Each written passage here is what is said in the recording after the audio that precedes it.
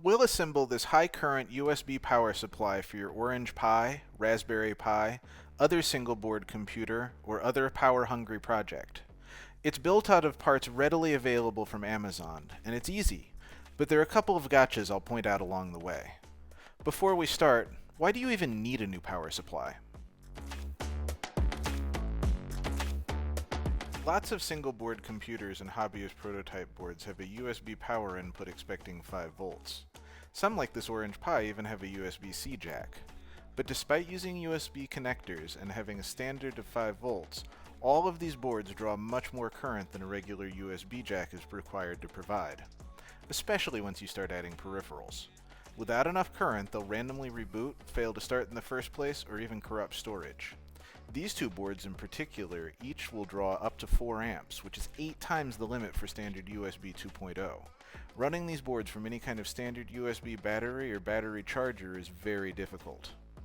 Modern chargers often incorporate a technology known as USB power delivery. This is capable of providing much more power than the older standard, but only at higher voltages such as 9, 15, and 20 volts. This is how modern chargers can run power-hungry devices like iPads and laptops, but it's not compatible with the Pi. So the power supply we're building here is going to request a higher voltage, and then convert it to the 5 volts our devices expect, but with plenty of current for our thirsty prototypes. The math is simple. At 15 volts, we see USB is required to provide at least 1.8 amps. That works out to 27 watts. So then if we divide that back by 5 volts, we get 5.4 amps. This is above our target of 5 amps, so we're fine. To build the power supply, you'll need at least this stuff. I'll provide links in the description. You'll need a USB-C power delivery decoy module. There are lots of these available, but this one works well. You'll need a DC-DC step-down converter with a 5 volt output.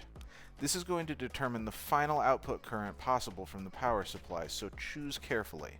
This one's rated for 5 amps. Finally, you'll need an output connector of some sort. Either header pin connectors or another USB socket, or at least some heavy wire. You'll also need these tools and supplies: a soldering iron, solder, flux, and a crimping tool if you're using the header connector. Something to note about these power delivery decoy modules is that the requested voltage is set by bridging one of these contacts to the near side of the corresponding resistor, but there's already a tiny, nearly invisible jumper on the 12 volt selection. I'm not kidding that it's nearly invisible. It's present right here. It's easier to feel than see. So the first step is just to desolder that jumper and remove it. It's kind of a pain to heat directly, but you can sort of pool hot solder on top of it and float it off.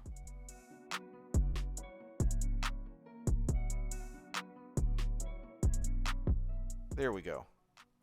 It'll stick to whatever you touch it to. It's seriously tiny.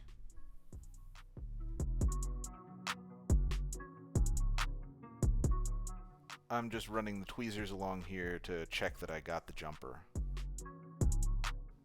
Then to select the new voltage, you want to blob a good amount of solder on that pad and try to bridge it over to the resistor. It can be a little tricky since the solder mask is pretty good, but don't be afraid to just blob it on. Even if you bridge more than one pad, it's easy to fix. See, just like this. And here you can see the 15 volt pad bridged to the resistor. Then we're going to tin these pads. You can go ahead and heap a lot of solder up on there as it makes the next steps easier.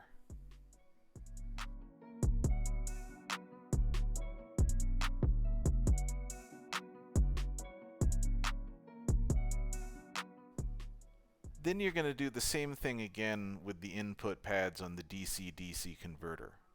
Pay attention to the castellated sides of the pads. Again, try to get a good amount of solder on here. More is better. Don't use flux either. Then hold the two modules together like this and heat the joint. You're trying to reflow the solder on both modules at the same time so that the blobs flow together.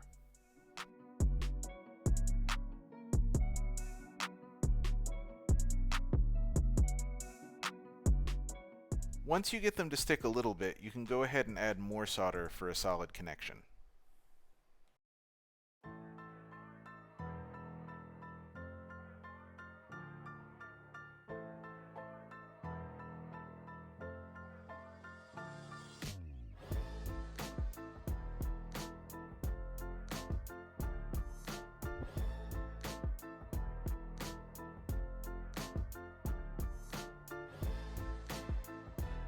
And here's the complete power supply with USB-C input and 5-volt output pads. Hooked up to a battery bank, we can see the 15-volt input voltage and the 5-volt output. One downside of this design, however, is the 1-watt standby power draw. If you're connecting the power supply via header pins, you can make that connector by first stripping your power wires. Make sure you're using heavy enough wire for the current. I like this method for stripping wire. Just gently press with the X-Acto knife and roll the wire. It cuts cleanly through the insulation, and if you're gentle, doesn't harm the wire. Crimp the wire into the pins.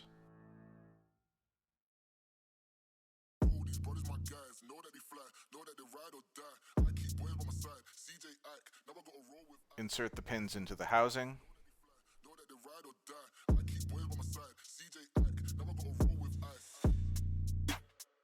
Test fit before cutting the wires to length and soldering to the output pads. Mind the polarity. Alternatively, you can attach a USB socket as the output, but be careful as you'll need to flip it to match the polarity. You can then solder it directly to the board as in this example. This is really good on the bench, but I found connecting via the 5-volt header pins to be a cleaner solution for stuff I'm moving around. Both the Orange and Raspberry Pi can be powered from these pins on the header. Make super sure about where you're plugging in. If you get it wrong, best case scenario is you short out the power supply. Worst case is real bad. And here it is installed on an Orange Pi 5. You can see it's powering both the computer itself and the fan on top. I've been using this setup for a couple weeks now, powered off of a high-capacity battery bank.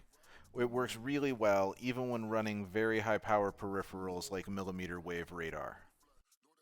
This is the Snideboard. I appreciate you all watching. Like, subscribe, and hit the bell.